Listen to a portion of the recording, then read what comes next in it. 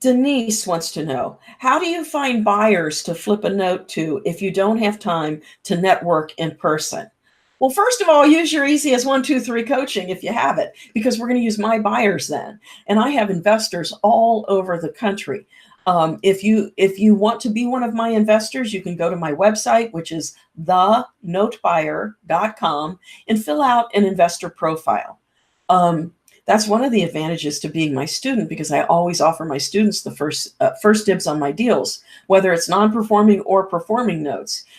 So certainly, Denise, if you're using the easy as 1, 2, 3 coaching, you don't have to worry about finding investors, because we will use my investors. But if you don't have the easy as 1, 2, 3 coaching, no problem. Sell them to an institution. Google note buyers, and you will see some institutions that come up. And so, excuse me, if you sell to them, then you don't have to worry about establishing relationships.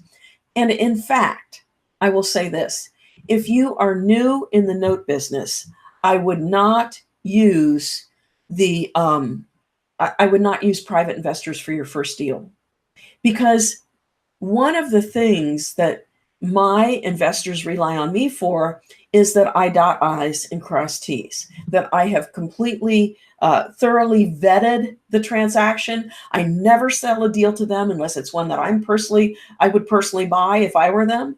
And so they're depending on me. Now, I don't sell my notes with recourse, but nonetheless, I have a reputation, and my reputation is everything to me. And so, as a new person in the business, you may not be aware of the different nuances. And so I would make sure that you really know what you're doing before you sell it to a private investor, unless that investor is an experienced note buyer. Then it doesn't matter, because they're going to do their own due diligence, and they'll make their own decisions. But for that reason, that's why I recommend, maybe for your first couple of deals, that you either use your easy as 1, 2, 3 coaching and sell the deal to me, or use an institutional buyer.